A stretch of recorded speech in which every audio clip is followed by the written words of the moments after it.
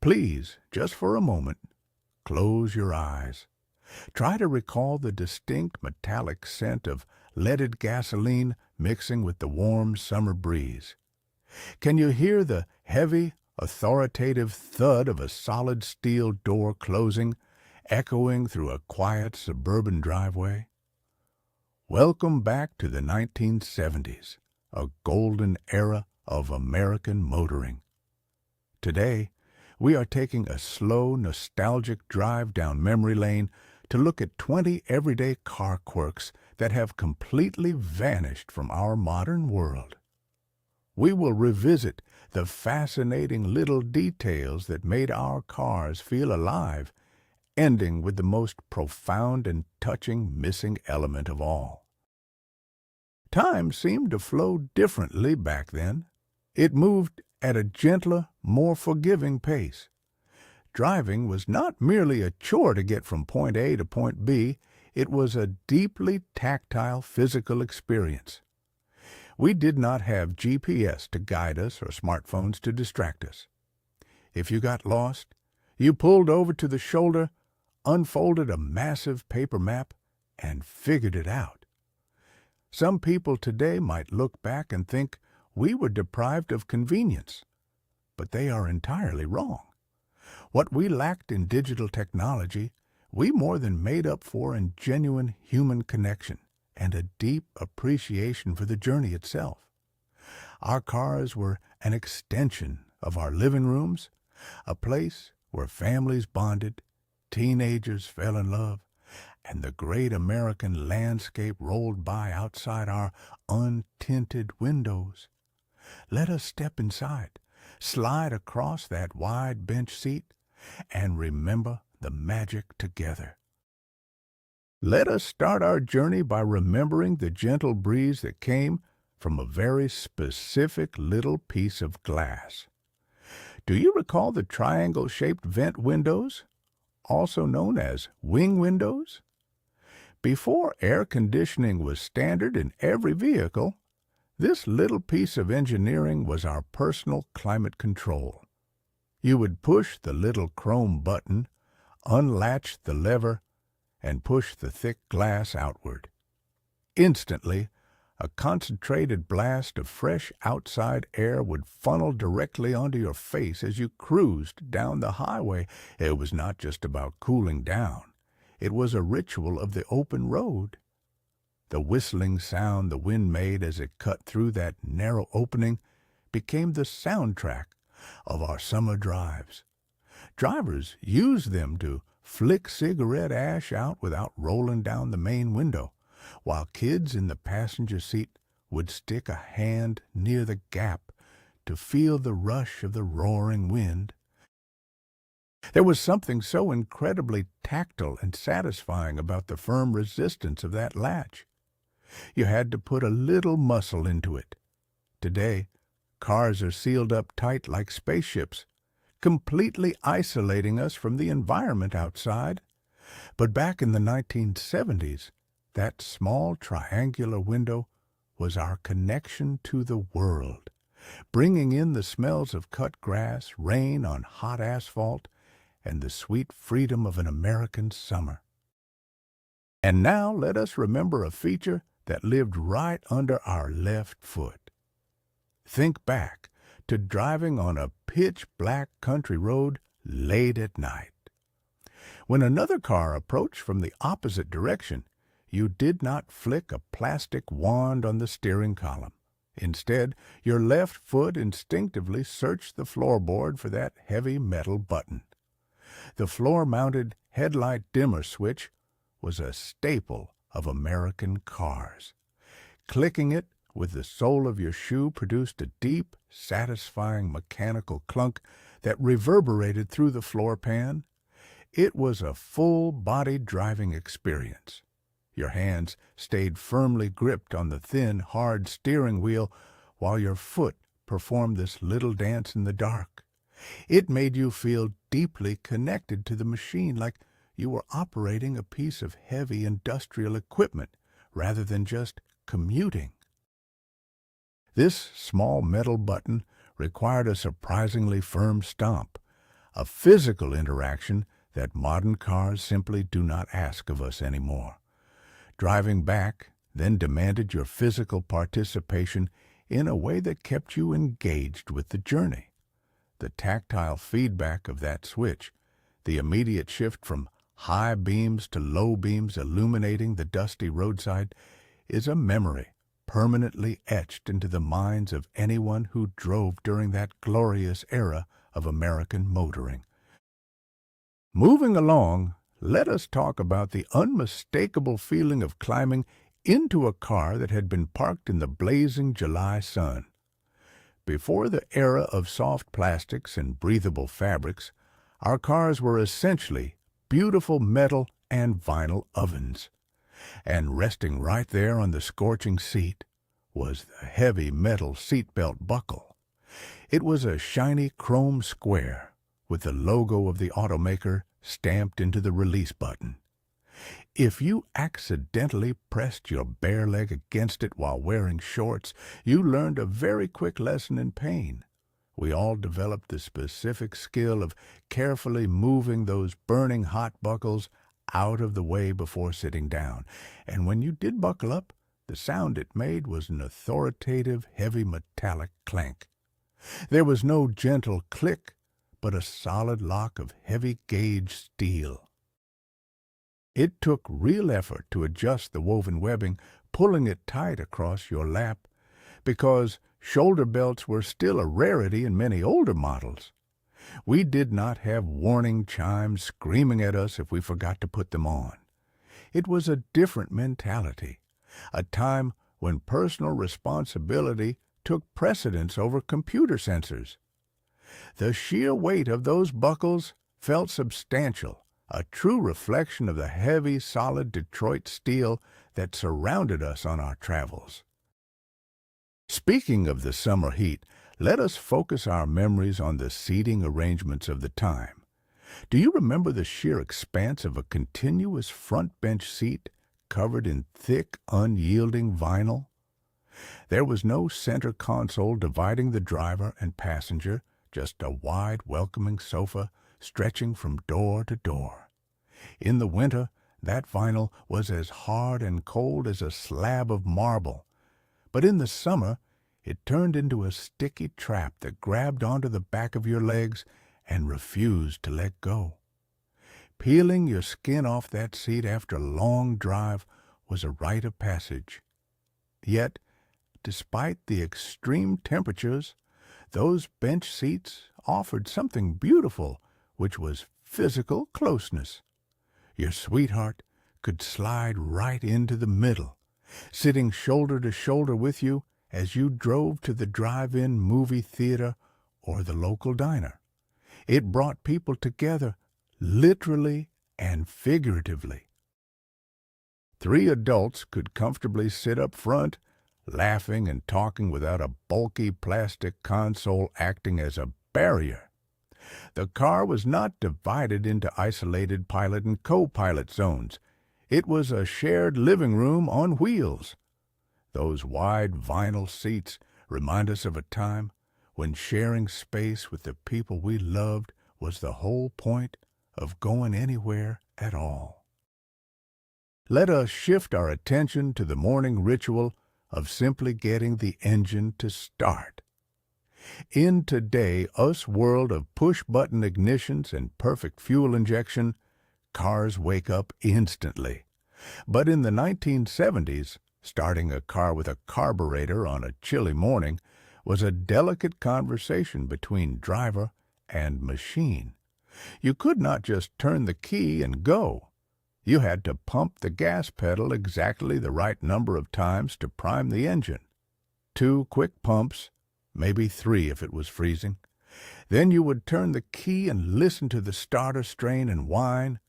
You had to feather the gas pedal, feeling the engine sputter, catch, and finally roar to life. It was a mechanical symphony accompanied by the rich, potent smell of raw gasoline filling the cold morning air. You had to let the car warm up, waiting for the high idle to settle down before shifting into gear. Every car had its own unique personality, its own specific starting sequence that only the owner truly understood. You had to listen to the engine, understand its moods, and coax it into action. This daily ritual taught us patience. It reminded us that good things, even just a reliable ride to work, required a bit of effort, understanding, and a gentle touch. Now, think about the center of the dashboard, right where the modern touchscreens sit today. Back then, that prime real estate was dedicated to the car cigarette lighter and the generously sized ashtray. Even if you were not a smoker, that little pop-out lighter was a fascinating piece of the car. You would push the metal knob in, wait for a few moments, and suddenly it would pop out with a sharp click. Pulling it out revealed glowing bright orange coils radiating intense heat. Kids were endlessly mesmerized and occasionally burned by this glowing red bullseye. The ashtray itself was often a heavy metal drawer that slid out smoothly on ball bearings, smelling faintly of old tobacco and stale air.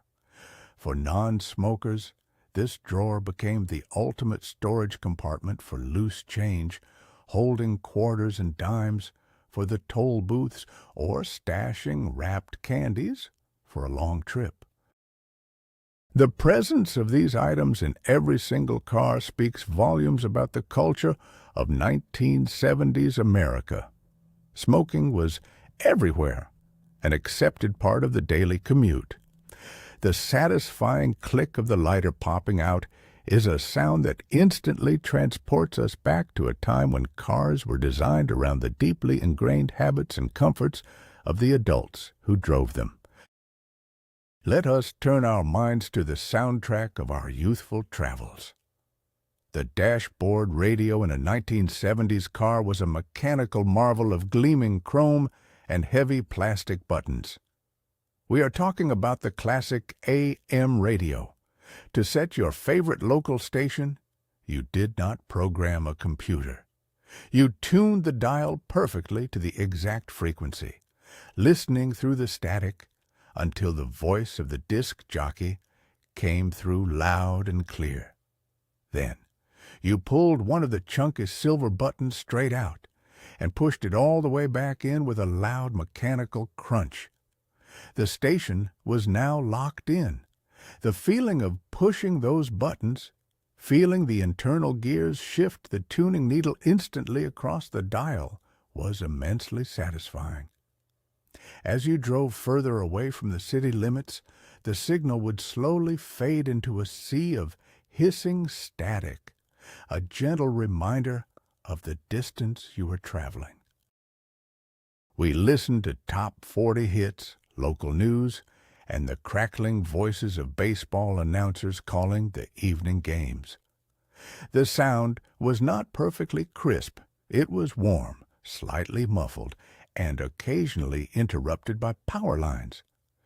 But that imperfect audio, bleeding out of a single dashboard speaker, was pure magic and the heartbeat of our road trips.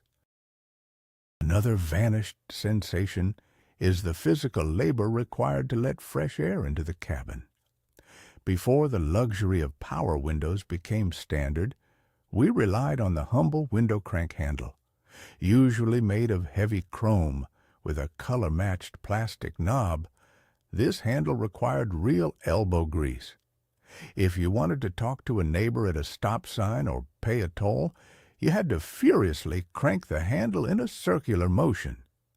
If the driver wanted the passenger side window down, they had to lean all the way across the wide bench seat, stretching their arm to the absolute limit to reach the opposite crank. It was a miniature workout built right into your daily commute. And let us not forget the frantic synchronized panic when a sudden summer thunderstorm opened up. Everyone in the car would be frantically cranking the windows up as fast as humanly possible, laughing and getting pelted with fat raindrops. There was no pressing a single button to seal the cabin. It was a group effort. The resistance of the gears, the squeak of the glass rubbing against the rubber weather stripping, and the satisfying thud when the window finally closed completely are sensory memories that modern, silent, motorized windows simply can never recreate or replace. Let us take a moment to admire the exterior aesthetics of the ultimate family vessel, the great American station wagon. Nothing screams 1970s quite like faux wood paneling, stretching down the entire side of a massive, heavy automobile. It was a bizarre but deeply beloved design choice. Automakers used a vinyl decal that was printed to look like warm walnut or oak, framed by thick strips of simulated wood trim. It was as if we were driving our family living room directly down the interstate. This wood-grain styling gave these massive steel boats an illusion of rustic warmth and suburban luxury. You would run your hand along the side of the car, feeling the textured ridges of the plastic trim that framed the fake wood. These station wagons were the chariots of our family vacations, hauling parents, 3 kids, the family dog, and a mountain of canvas luggage. When you saw that wood paneling gleaming in the driveway, you knew a summer adventure to a national park or a coastal beach was about to begin. It was a symbol of domestic tranquility and middle-class pride. Today, cars are sleek, aerodynamic, and painted in endless shades of gray, completely lacking the quirky, homey charm of a wood-paneled wagon cruising down a dusty summer road. Staying with the legendary station wagon, let us climb all the way into the very back. For the children of the 1970s, the most coveted spot in the family car was the rear-facing third-row seat. Tucked away behind the rear axle, this pop-up vinyl bench faced completely backward, looking out the massive rear tailgate window. Sitting there felt like you were in your own private clubhouse, entirely separated from the boring adult conversations happening miles away in the front seat. You watched the world rapidly shrinking and disappearing behind you as the car moved forward. We would make funny faces at the drivers following too closely, or count the headlights of cars trailing us in the dusk. There were no seat belts to restrict our movement, allowing us to lie down, play board games, or sleep under a blanket during a long night drive. The smell of exhaust fumes would occasionally drift in if the rear window was rolled down just a crack, mixing with the scent of vinyl and dropped potato chips.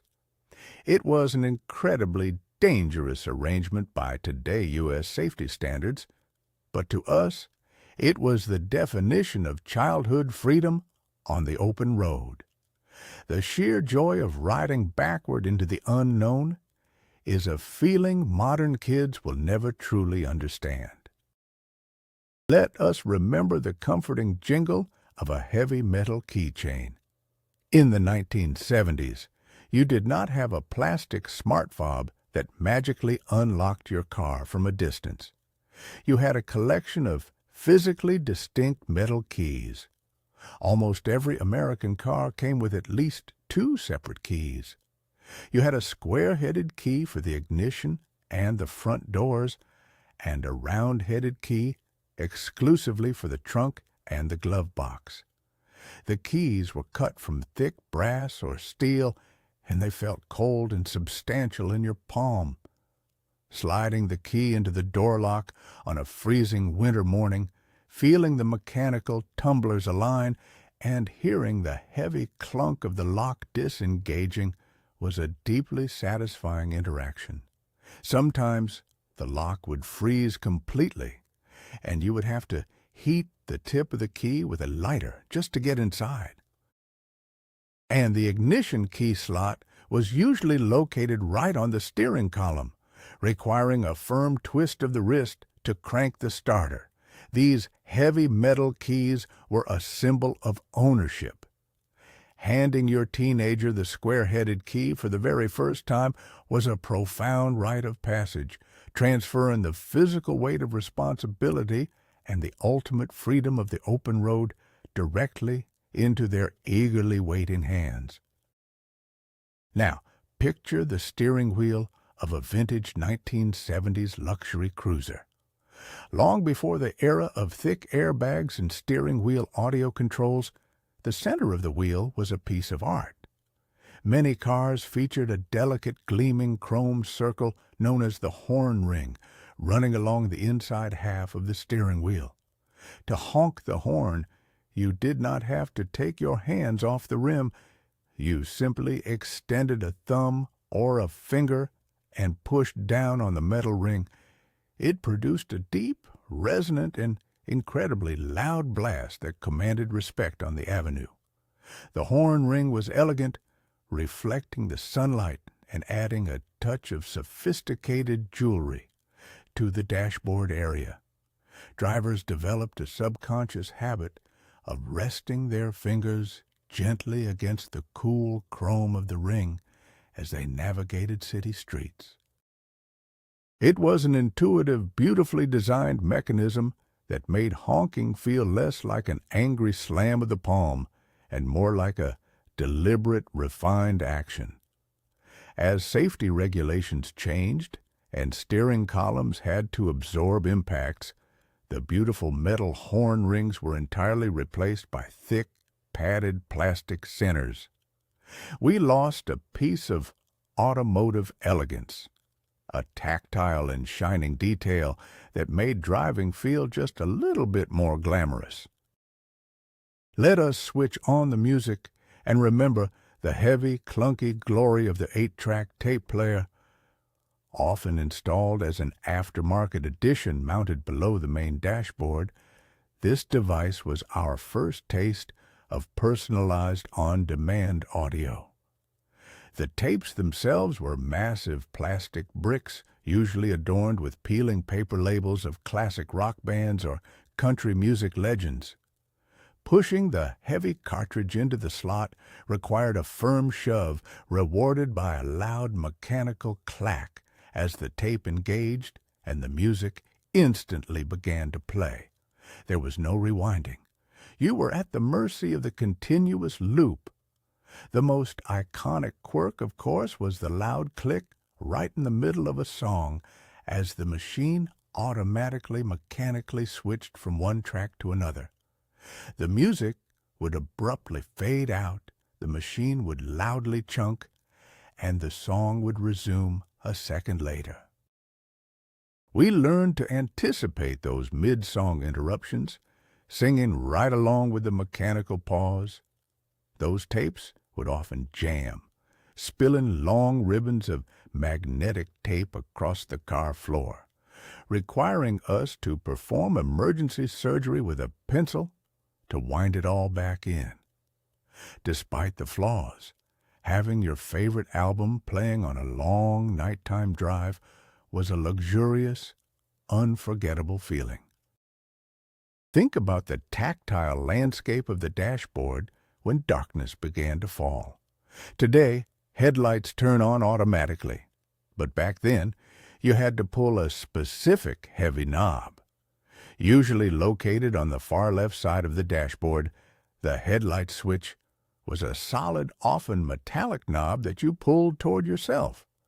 Pulling it out, one click illuminated the amber parking lights, and pulling it all the way out with a satisfying pop turned on the main headlamps. Twisting that very same knob left or right would dim or brighten the dashboard instrument panel lights. Right next to it was usually the knob for the windshield wipers. You did not push a stalk on the steering column. You twisted a dashboard knob to cycle through the two available speeds, slow and fast. There were no intermittent wiper settings. If it was only lightly drizzling, you had to manually turn the knob on and off every few seconds. acting as your own human rain sensor. These pull knobs and twist dials required you to reach forward and physically engage with the machine. The firm clicks and mechanical resistance of these switches made you feel like an airplane pilot adjusting the instruments, an incredibly engaging sensation that modern touchscreens have entirely erased from the driving experience. Let us take a moment to recall the sheer physical weight of 1970s automobiles. We drove land yachts constructed from massive amounts of thick Detroit steel.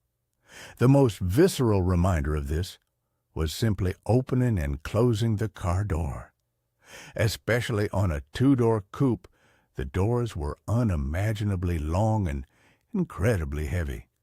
You had to use your whole body weight to swing the door open, being careful not to let it swing too far and ding the car parked next to you.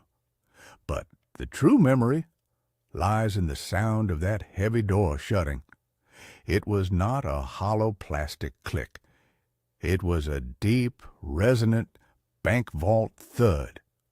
When you slammed that heavy metal door, the entire suspension of the car would gently rock. That sound communicated utter safety and immense durability. It felt like you were sealing yourself inside a rolling fortress. Closing that door signaled the end of the outside world and the beginning of your private journey.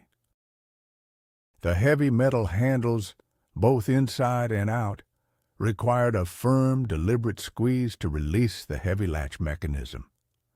The sensory experience of interacting with such solid, heavy materials gave us a profound sense of security and a deep appreciation for the undeniable craftsmanship of the classic American automotive industry. Let us shift our gaze to the center console and remember how we controlled the climate before digital thermostats. The heating and air conditioning controls in the 1970s were a study in beautiful, simple mechanics. Instead of digital degrees, you had a series of horizontal sliders or vertical levers. The temperature control was a single plastic slider that moved smoothly from a bright blue painted line on the left, representing freezing cold, to a vibrant red painted line on the right for blazing heat. Moving the slider physically pulled a heavy cable behind the dashboard, opening and closing metal flaps to direct the engine heat into the cabin. You could feel the mechanical friction of the cable as you slid the lever. Another slider controlled where the air went, with simple printed words like defrost, floor, or vent. It was highly intuitive, requiring no menus to navigate. You could adjust the temperature completely by feel without ever taking your eyes off the highway. The rush of dusty, warm air smelling slightly of the hot engine block blowing onto your frozen feet in the middle of a snowy December was a simple but profound comfort. Those colorful sliders represented manual control over our environment, an honest mechanism we deeply miss. We must also pay tribute to the gleaming armor that protected our cherished vehicles, the massive, solid chrome bumpers. Before plastic fascia and aerodynamic front ends, American cars proudly wore thick bars of polished steel on their front and rear. These bumpers were not just decorative. They were highly functional pieces of heavy metal. In the 1970s, cars could actually bump into things without sustaining thousands of dollars in damage. Parallel parking in a tight city spot often involved the gentle, metallic tap of bumper against bumper, a completely accepted practice known as parking by ear. Kids would sit on the broad, flat surface of the rear bumper while eating ice cream or waiting for a parade to start. These chrome bumpers reflected the world around them like fun house mirrors, shining brilliantly in the afternoon sun. They gave the cars a prominent, jutting jawline, a look of aggressive confidence and absolute strength. Maintaining them meant spending Sunday afternoons with a tin of chrome polish and a soft rag, buffing out the water spots until the steel gleamed perfectly. Those bumpers symbolized an era when things were built to take a hit, survive the impact, and keep shining brightly through it all. Let us recall a simple act of courtesy that was born purely out of mechanical necessity.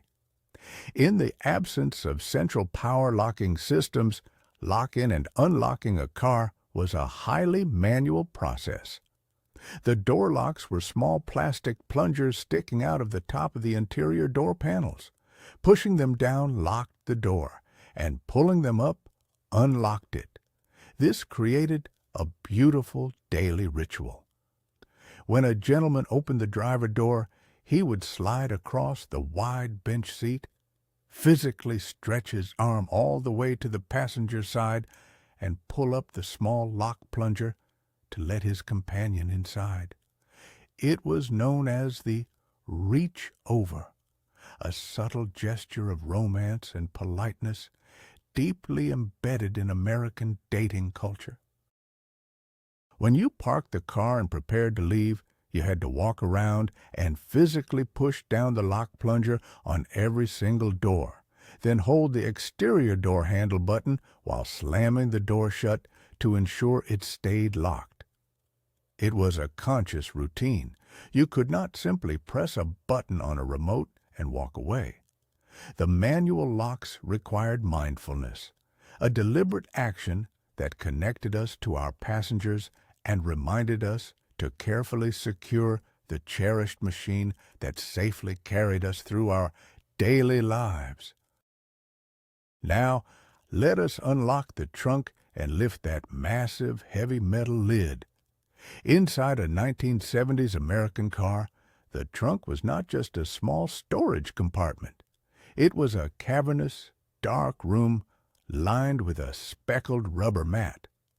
And sitting proudly in the center, or tucked away in a deep sidewell, was a heavy, true, full-size spare tire. There were no temporary, tiny donuts or modern cans of chemical repair foam. If you got a flat tire on a dusty highway, you knew you had a real, fully capable replacement waiting for you. Changing the tire was a dirty, exhausting job. It involved unpacking the heavy bumper jack, a terrifying mechanical device that hooked under the massive chrome bumper and used a ratcheting mechanism to lift the entire heavy corner of the car into the air. The clank of the heavy iron jack, the smell of the rubber spare tire, and the exertion of loosening tight lug nuts by the side of the road were shared experiences. Fathers taught sons and daughters how to change a tire, passing down crucial knowledge. Knowing that massive spare was in the trunk gave us incredible peace of mind. It was a time when cars were designed to be completely self-sufficient, giving you all the heavy-duty tools you needed to overcome adversity and keep rolling. Finally, we arrive at the most profound difference of all, the invisible quirk that made driving in the 1970s truly magical. It was the complete and absolute absence of glowing screens, digital distractions, and endless notifications. When you were inside that car surrounded by steel, vinyl, and glass, you were disconnected from the outside world in the best possible way. The cabin was a sanctuary of focused attention and genuine human connection. Without mobile phones or built-in entertainment systems, we had no choice but to engage with our surroundings and with each other.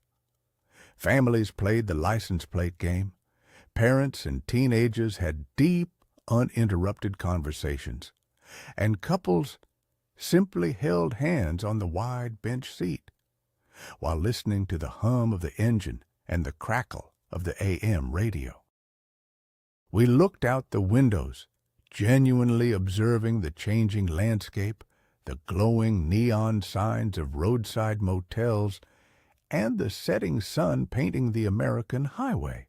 We allowed ourselves to be bored, which gave our minds the freedom to dream. That empty, silent space inside the car was not a void to be filled with technology. It was a canvas for our imaginations and a sanctuary for our most cherished relationships. That is what we truly lost. As we park this journey and turn off the ignition, it becomes clear what we are truly missing. We do not just miss the chrome bumpers, the vinyl seats, or the heavy metal keys. We miss our youth. We miss an unhurried life, a time when our connections to machines and to each other were honest, manual, and deeply real. We miss the simplicity of a drive just for the sake of driving. If these memories brought a warm feeling to your heart, please subscribe to the channel and leave a like to keep these beautiful stories alive. And now, I would love to hear from you. What was the absolute best road trip you ever took in a 1970s car? And who were you with? Please share your personal story in the comments below, because your memories are what make this history so incredibly precious. Thank you for riding along with me today.